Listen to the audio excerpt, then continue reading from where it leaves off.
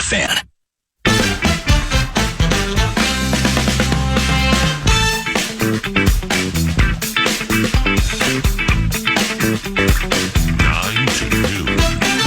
Jonny K, Paul Allen, good morning, and thanks for helping. What's going on, brother? Good morning, PA. How are you doing, man? Things are well. Excited for the series this weekend, and I'm excited for the totality of the series, including 8 days from now when the Minnesota Timberwolves come home for game number 3. So let me begin here. So with Thursday, April 23rd, the Wolves game time is 8:30. Does that really mean like 8:50, something like that? And I have a point to this. Yeah, there's a good chance of that. I believe there's some slides that can be involved in some of these things, and you have the pregame theatrics and all those things that tie into it. So take a nap that day, so you can stay up a little bit later, I would say. Oh yeah, I mean that's we're in the NFL draft meat grinder. We got the Wild in the postseason. We got Jonny K's team with a home opener, just right on top of pick number 18. So hey, to whom much is given, much is expected, and I guess we will figure it out around here. Now Monday's game at Denver is like 9:40 Central. 8:40 Mile High time. Will they let you sit in Ball Arena until 2 a.m. and write, or do you have to head across the street to an abode by Coors Field to craft a Johnny Athletic masterpiece? Yeah, I think Ball Arena is usually pretty accommodating and good with that. There are other arenas, including the most famous arena in the world, the Madison Square Garden, that kick you out like an hour after the game is over, and so you have to go find your way and go get back to the hotel or a coffee shop or something like that. But Ball Arena is usually very accommodating. I've spent a lot of time there over the last 4 years or so, and know the people there. So I will be burning the midnight oil there quite late, I'm sure, on Monday night. Do you park in the city and like walk to and fro? Because I mean, downtown Denver proper is so close to Ball Arena, and the weather's always good this time of the year. It's a wonderful walk. It is, yeah. So I get a hotel right downtown, and usually the weather's great, and so I will walk, and sometimes it might even be a mile away or so, and I just love to be outside and get the fresh air. And one of the cool things, PA, about a playoffs with the Wolves and the Nuggets is there are a lot of Wolves fans in Denver, like transplants and people who make the trip out, and so you can walk around downtown on a game day and see plenty of familiar faces or friendly faces, and chat them up on the game and get their feelings about it and stuff. It's just great vibes. Denver's one of my favorite places to go in the league, and it's a great city, and then there's just always a bunch of Wolves fans there to chop it up with. There are many cool things, I would imagine, about working with The Athletic and theathletic.com, and yours truly has been a subscriber since basically day number 1. I'm on it every day, man. I completely love it. But working with The Athletic, how sweet is it that there's no hard deadline? I mean, that really, really helps, doesn't it? It does, PA. I mean, so many of my brethren, they have, a few minutes to get a gamer in after the game. I used to live that life with the Associated Press, where the deadlines were incredibly tight. And so this really does just let you have every conversation with everyone you need, dig up every piece of information, but then also really take your time and craft a nice piece. I take a lot of pride in producing something that when you wake up in the morning and you want to read about the game, it doesn't just give you a lot of information, but you hopefully really enjoy the storytelling narrative of it. And so that's what separates us from the competition. And sometimes that means that we're up till 4 a.m, finishing it up, but that's okay. Like that's what it takes. That's what it takes. But we're very lucky to have the freedom and the bandwidth to just kind of go about it the way that we need to just create a great product, and I think that helps us out a lot. With Finchie's media availability, I believe yesterday, what was interesting to you with some things Chris said before the series? Yeah, a couple of things. Number one, it's clear that his messaging to the team for this series and for these playoffs is everyone has to be ready to sacrifice. There is no more ego. There's no more worrying about how many shots you're getting or how many minutes you're getting or whatever, individual accolades you want, what your contract status is. It's going to take complete buy-in to the team to beat the Denver Nuggets because they are that good, and these guys are starting on the road, and so I think that at times this season that hasn't always been the case, or it's been a little bit more selfish just in terms of the lack of intensity and the lack of attention to detail that players have given from time to time, and that's why they're the 6 seed and not the 3 or the 2 seed.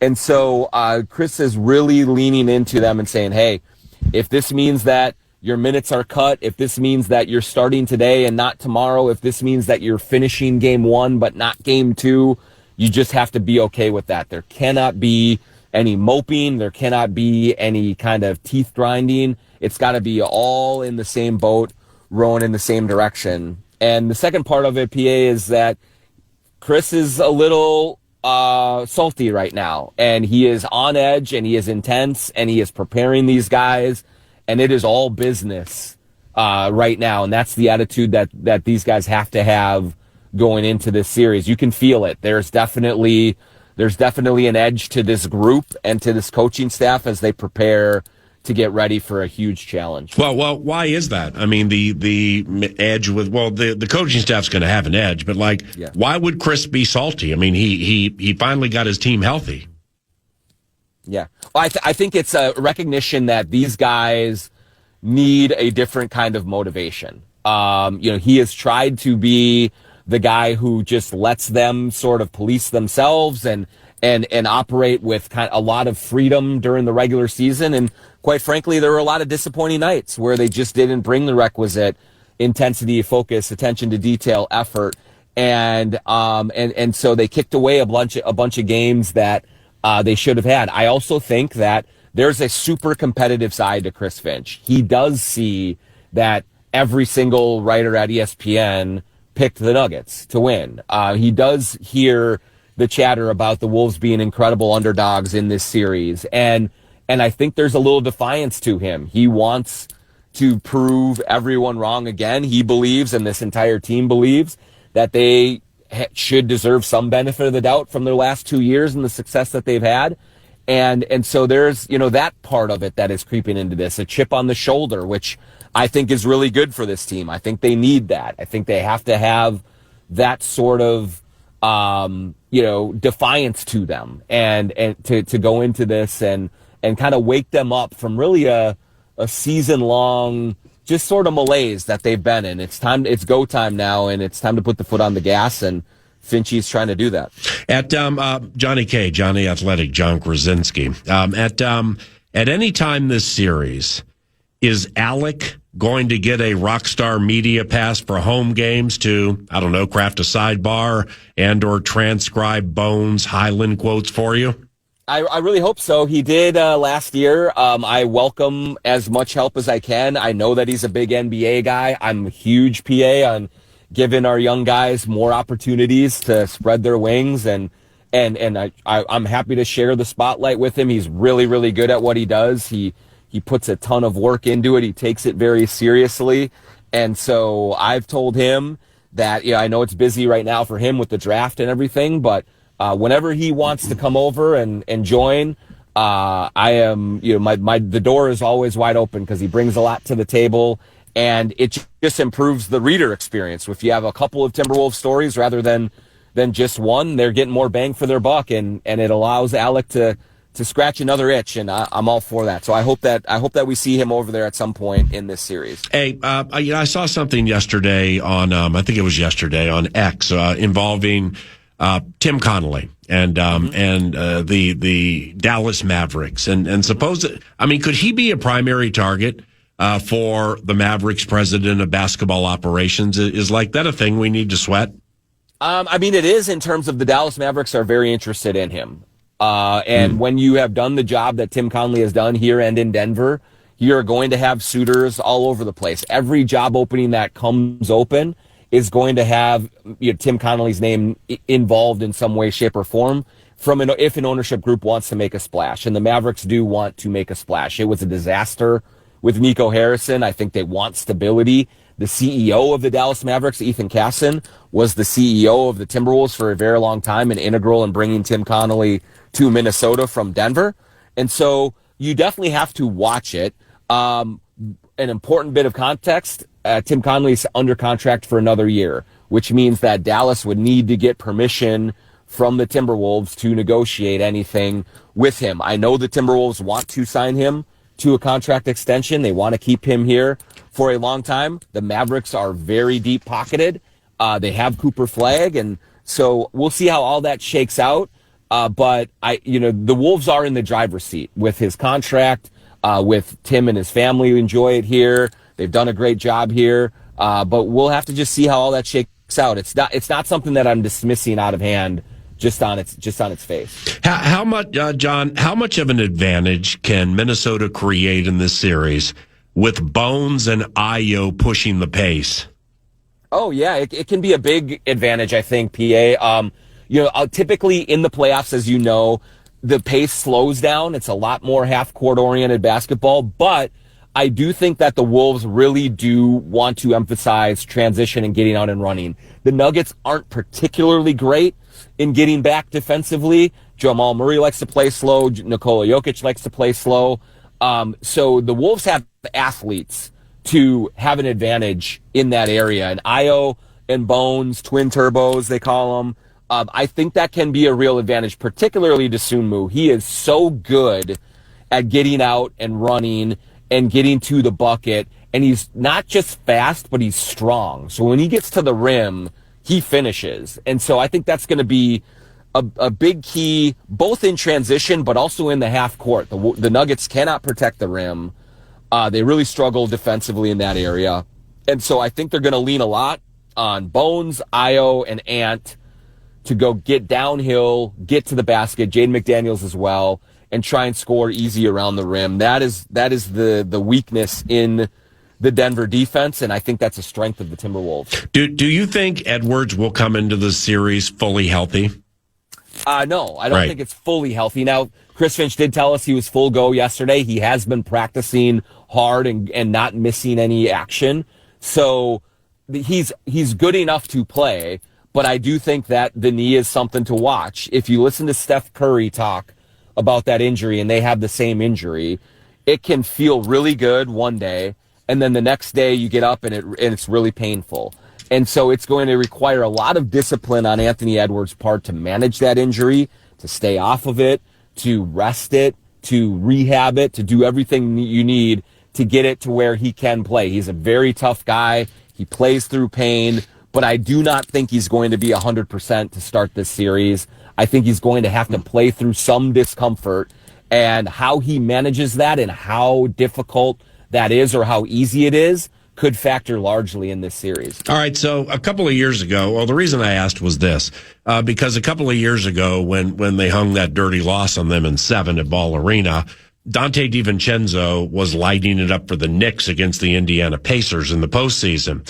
And Edwards did mostly awesome work on Jamal Murray at key times in that series. So now, knowing Dante is going to start and he's going to play a lot, what should we expect from Dante DiVincenzo beginning Saturday? Yeah, I think they're going to need a big series from him, PA. I mean, he is obviously a good floor spacer. He's a streaky shooter, so they need him to be knocking down those open threes that come to him. But more importantly, what he brings on a nightly basis that is consistent is he's the gritty sort of brass knuckles of this group. Like, he is the one who's going to stick his nose in there, be physical on the perimeter, get into passing lanes, create turnovers, use his body to kind of bump people off of their spots, rebound in traffic. He's got to do all of the little dirty things. He's not always been great from a ball contained standpoint on the perimeter, but I think he will have to be much better in that area in this series. They do not have Nickeil Alexander-Walker, who was such a big part of their defensive game plan against the Nuggets 2 years ago. And so they're going to have to lean on Dante to be kind of the guy who just gets in there and makes everything uncomfortable for the Nuggets. And so if he can bring that blue collar, grimy kind of approach and knock down open shots, that's going to go a long way toward helping them get an edge in this series. Hey, John, a couple of years ago, Karl Anthony Towns, beloved cat, did good work on Jokic for the most part, given he's the best player in the world. Does that now completely fall on Rudy with the pick recognition and drop coverage and stuff? Yeah, I don't think completely, PA, but you're right in terms of, Cat certainly got plenty of criticism for his defense over the years, but against Jokic, he was very good. He at least was a big body that made him work to get to his spots, and they did wear him down over the course of that series. By the second half of Game 7, Jokic had no legs, and he couldn't make shots, and they wore him down, and that's how they kind of got on top of them in the fourth quarter and pulled away to close that game out. They don't have that kind of another big body to throw at Jokic in this series. Julius Randle, I think we'll see time on him and try to lean on him, but he's not 7 feet tall. He's 6'9", and he's bulky, but he's just not what Cat is. Naz Reid is not that level of physical defender. He has had a little bit of success here and there against Jokic, but it's a tough ask for Naz to do that. So I do think Rudy will see more time on Jokic than maybe he would otherwise if Cat was still here. And Rudy's had some success against Jokic. I think he's beat him 27 times over the regular season and playoffs. That's more than any other player has against Jokic. But Jokic usually has his way with anyone. I'll remind fans, if Jokic is going off in Game 1 against Rudy and everyone wants to get their jokes off about, this is the 4-time DPOI, Jokic is averaging 37.5 points a game against Wembanyama. So he torches everyone. I think the key for the Wolves is going to be limiting Murray, limiting Cam Johnson, limiting Aaron Gordon, limiting Hardaway, making it harder on the role players. And if Jokic goes off for 40, that's okay. You just can't let those other guys just get rolling like they're wont to do. Man, I'm so glad you said that about the ancillary pieces, because Aaron Gordon now all of a sudden is a 3-point threat. And, he's hit threes before, but Adelman is crafting things clearly to elevate his 3-point game. So time for two more with Aaron Gordon for them and Jaden McDaniels for the Timberwolves. Are those the ultimate wild cards in the series? Like, I don't know, like maybe you come to see Anthony and you leave talking about McDaniels? Yeah, I really believe, PA, that if the Timberwolves win this series, we could very much look at this as this was a Jaden McDaniels series. You're right about Aaron Gordon. One of the things that worked so well for the Wolves in that series a couple years ago was Rudy was able to roam off of Aaron Gordon and help on Jokic. And Cat would be on him, Naz would be on him, and Rudy would double. And then Gordon wouldn't kill them from behind the arc. This year, I think he might. And so that's why I think that this actually could turn into an offensive series and not a defensive one for the Wolves. And if it's an offensive series and they just have to flat out outscore the best offense in the league, they are capable of doing that if Jaden McDaniels is heavily involved, if he's hitting his threes at an efficient clip like he has all year long, if he is taking weaker defenders off the dribble, getting to the paint, rising up over them, and knocking down those little 8-foot mid-range shots that he is so good at. There is no question that the Nuggets will put a lot of attention on Anthony Edwards defensively. They will try to keep Julius Randle from going off. But if they put all of their efforts on those two, Jaden McDaniels is going to be able to cook someone. And if he does that, that's going to be a key to the Timberwolves' offensive success. And so when the dust settles and if they're moving on to play San Antonio, I really do think we'll look at it and say, man, Jaden McDaniels was great, not only defensively, but offensively in this series. Lastly, do you expect Kevin Garnett to attend game or games? I asked several people, both in the Garnett camp and in the Wolves camp, about that when he was here against New Orleans, and everyone kind of said, we'll see. Kevin Garnett dances to the beat of his own drum. He does what he wants to do when he wants to do it. The Wolves would love to have him here for Game 3, especially if they were able to steal one in Denver. They come back 1-1 and Garnett walks into that place for game 3 and it's 10 o'clock at night and everyone's lubed up, you think it wouldn't be electric in there? It'd be amazing. But I think that will be completely up to Kevin Garnett and if he wants to come or if he does not want to come. I hope he does. It would be amazing, but no one's banking on it, but they're hoping for it with their fingers crossed. That was fantastic. Safe travels, and we'll catch up with you down the road, okay? Awesome. Thanks, PA. See you about Jon Krawczynski of The Athletic and theathletic.com. And that was our Steve's Appliances Marathon segment. Save more when you shop local. And Steve's Appliances is a standalone local store, and it's in Mounds View. So stop by and check out what you need from an appliance standpoint at the showroom that is 7,000 square feet. And with Steve's and Steve's.com, fast delivery, free recycling, and guaranteed low prices. Thank you, Steve's Appliances, for the marathon segments. Into the penultimate next.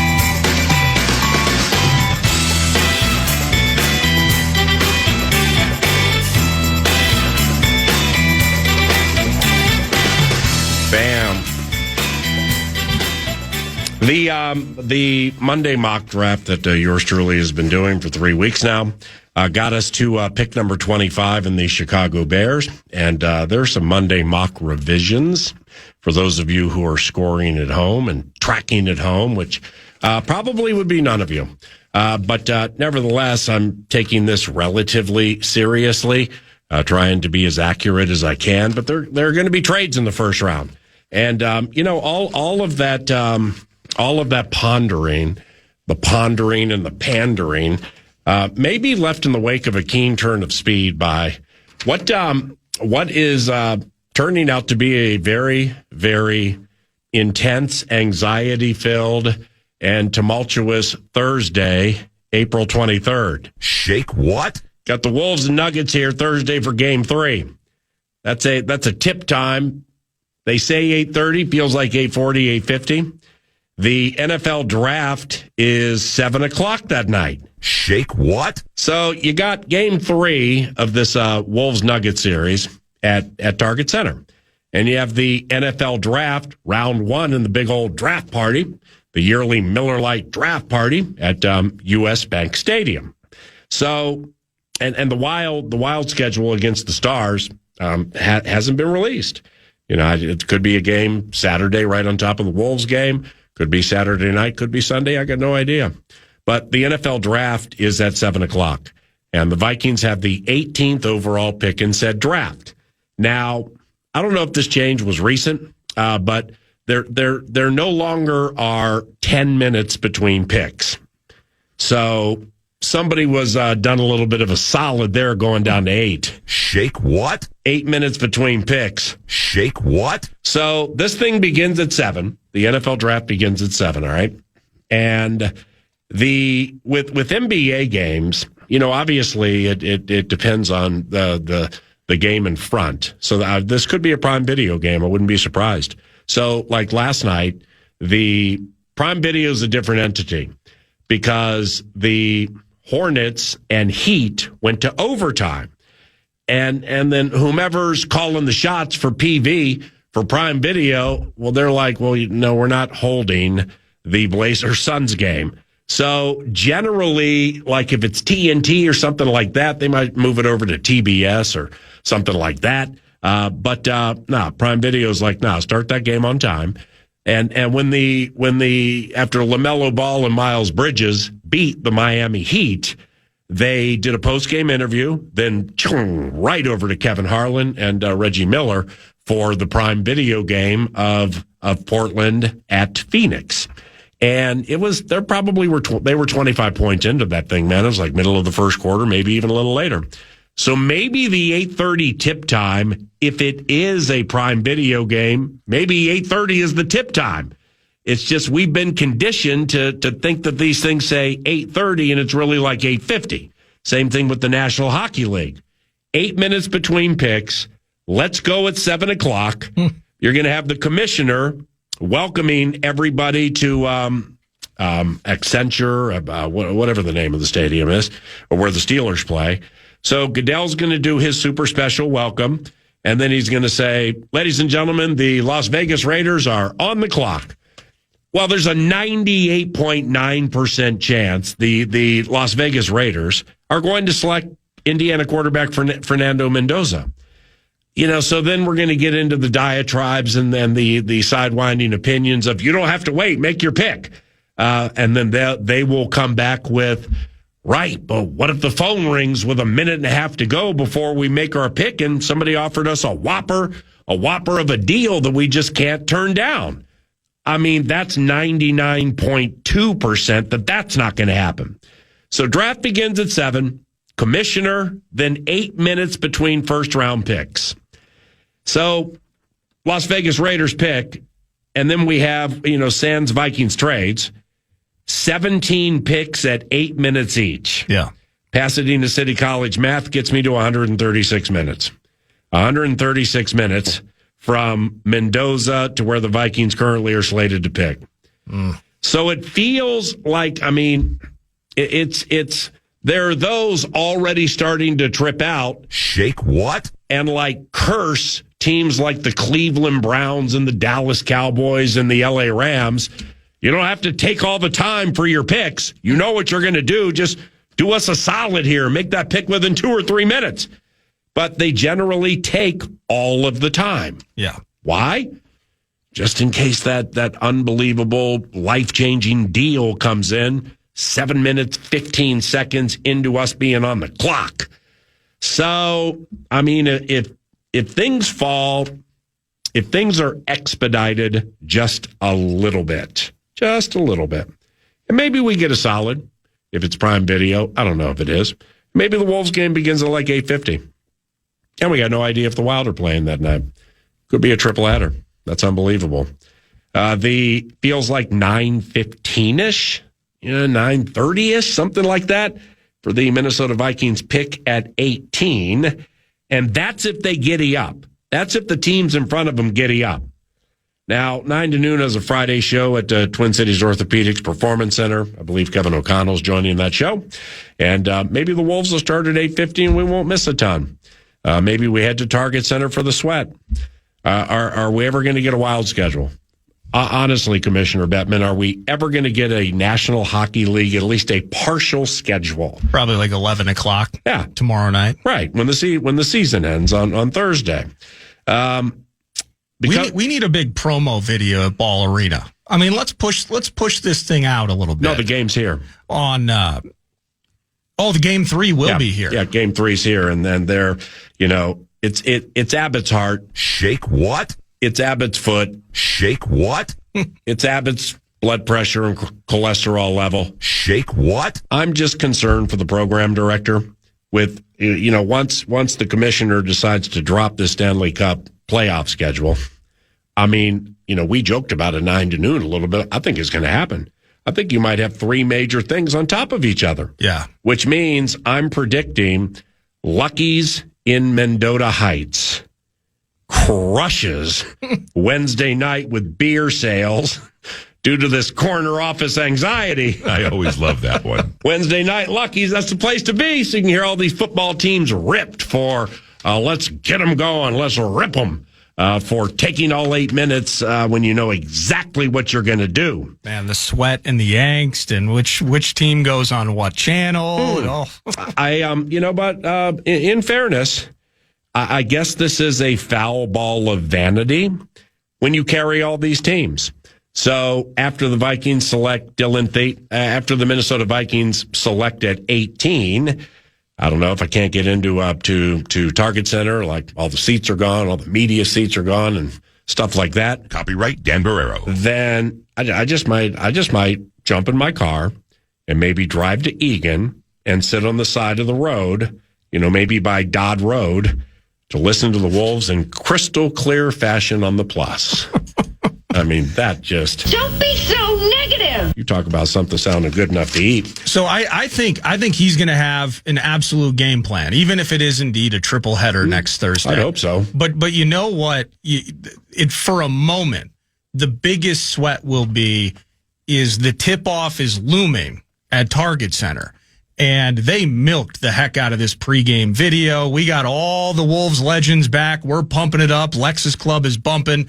So they get this tip to 8:50, 8:55-ish, and the Lions are on the clock. And he's sitting there for 2 to 3 minutes. When do I go? Do I wait for the Vikings to pick, or do we jump in with Cal Soderquist right now so then we can hear him throw it to Allen and Jim Pete?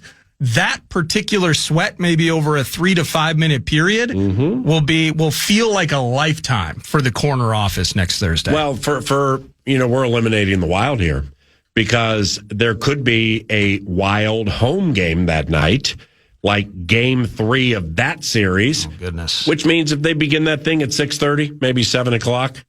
It'll be Joe O'Donnell and Tom Reed. Shake what? Just all excited as Kaprizov crosses the red line, passes right to Quinn Hughes, and he drops it back to Joel Eriksson Ek. Game tied. He shoots with the 17th pick in the 2026 National Football League draft.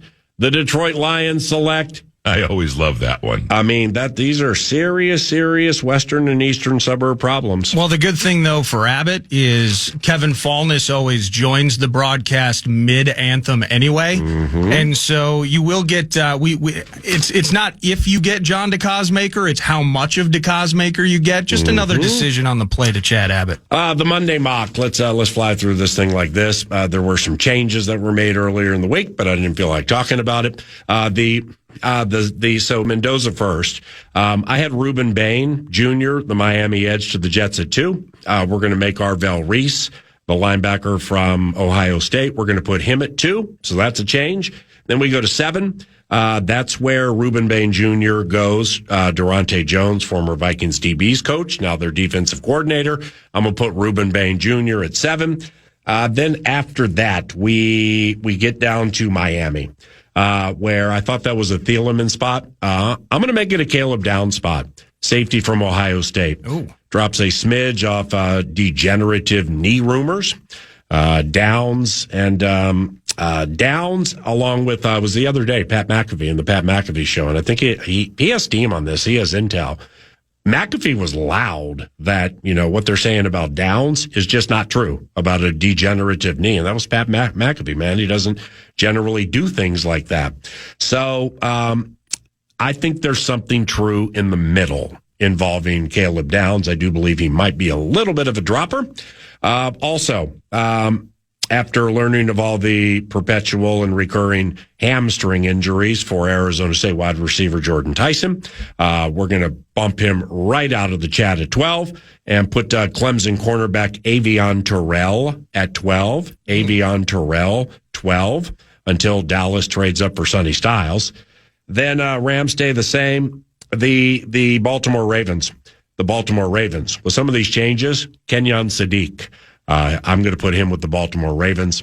And I think unless somebody trades up for Sadiq, I think that's about an 80%er with a Likely and another tight end gone.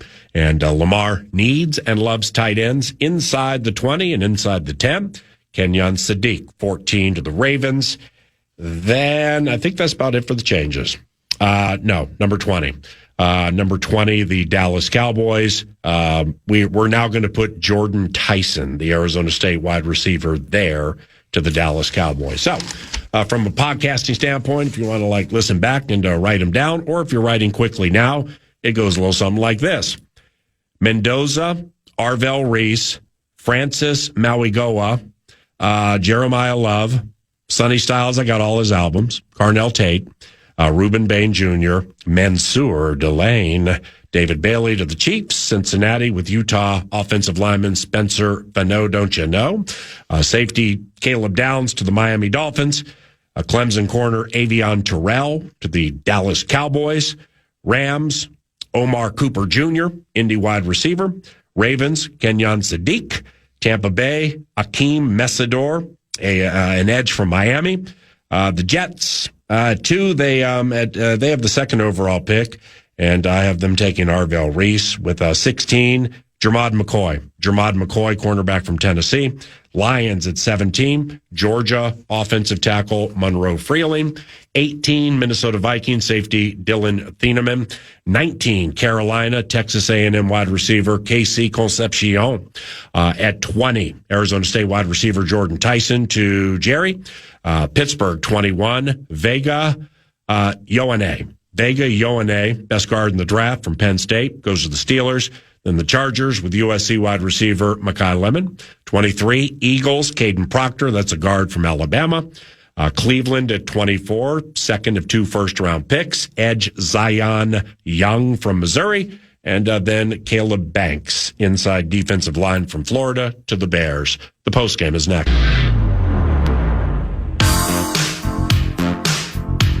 Final segment, 9 to noon, brings us to the postgame. The postgame, 9 to noon.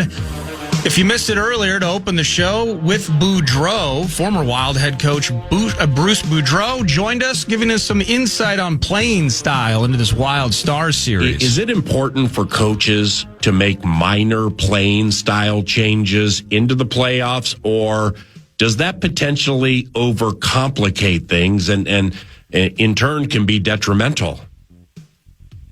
It can be detrimental when you start focusing on the other team and what they do rather than what you do. The one thing I can say about that is, and I've gone it both ways. I've overthought things in the playoffs and underthought things at the same time. But I mean, when you overthink, you're thinking about watch out for Dallas doing this, watch out for Dallas doing that. I think the right way to do it is let's focus on us, what we do best. If we do what we do best all the time, we usually always win, and that's where I would look at it. If Minnesota plays the way they can play and do what they do in a close-checking, low-scoring game, they're going to have success, and that's it. If they let it get away and start freewheeling and freestyling, I think Dallas has got a much better chance to win. Well, we just got to find out when the heck game 1 is, and we can all be excited about it, right, PA? Indeed, and podcast that at KFAN.com. It is 9 to noon on demand. KFAN.com, navigate it easily and find the podcast. Because Bruce was fantastic analyzing power plays and a lot of different things, and that started the show. To Ryan Blackburn, the other series affair in front of us, Saturday, 2:30 p.m., Nuggets hosting the Timberwolves. And question you asked him, PA, was, this Nuggets team as they are now, what's different about them, what's potentially better versus the last time we saw these guys? How much better are these Nuggets compared to the group the Wolves beat a couple of years ago? In theory, they should be better. This is a more versatile group. This is a team, I think, that was less reliant on having an elite starting lineup than they were in 2024. And that year, obviously, they suffer a Murray injury where he looks pretty hampered with a calf throughout that entire time. But more than that team had 3 players at the top in Reggie Jackson, Christian Brown, and Justin Holiday that were really their only 3 bench guys that they played. All 3 smaller guards and wings. This year, they've got a little bit more versatility. Bruce Brown and Tim Hardaway Jr. Should be, in theory, an upgrade over those guards. And they've also got guys like Peyton Watson, Spencer Jones, who's a two-way who they converted to a full-time deal, and a guy in Jonas Valanciunas who, if they need a bigger big behind Nikola Jokic, then they can go that direction. So in theory, this team should be better. I like the way that they fit a little bit better, but I think the Wolves in some ways are better too. Ryan Blackburn was terrific, podcastable, and we're just balancing so many topics right now, from the NFL draft, Wild and Stars, it's Wolves and Nuggets, and Jonny K just earlier this hour loved this in terms of the advantage the Wolves may have with pace, specifically with Io. How much of an advantage can Minnesota create in this series with Bones and Io pushing the pace? Oh, yeah, it can be a big advantage, I think, PA. Typically in the playoffs, as you know, the pace slows down. It's a lot more half-court oriented basketball, but I do think that the Wolves really do want to emphasize transition and getting out and running. The Nuggets aren't particularly great in getting back defensively. Jamal Murray likes to play slow. Nikola Jokic likes to play slow. So the Wolves have athletes to have an advantage in that area. And Io and Bones, twin turbos, they call them. I think that can be a real advantage, particularly to Sunmu. He is so good at getting out and running and getting to the bucket. And he's not just fast, but he's strong. So when he gets to the rim, he finishes. And so I think that's going to be a big key, both in transition, but also in the half court. The Nuggets cannot protect the rim. They really struggle defensively in that area. And so I think they're going to lean a lot on Bones, Io, and Ant to go get downhill, get to the basket, Jaden McDaniels as well, and try and score easy around the rim. That is the weakness in the Denver defense, and I think that's a strength of the Timberwolves. Nuggets are good, maybe the best offense in the NBA. They're all slow. CA, I love you and everything else, but you are not our personnel director. They plod. That's it. They're good, but they plod. We're faster, and that should play into the series outcome, in my estimation. And I ain't tripping on Cam Johnson. So I know what Jaden McDaniels did to Michael Porter Jr. last year, and I expect the same thing to happen to Cam Johnson this year. A lot of NBA today, lots of hockey and football tomorrow, with a box in the box from Tria to send the Wild off to the Big D in style. Nordo produces, and I'm Paul Allen. May God bless you and all of your families. And thank you very much for listening to KFAN. Bye. If it's good news or money, leave a message. Podcast today's Paul Allen Show, or listen back to previous show and interviews by going to the iHeartRadio app or KFAN.com.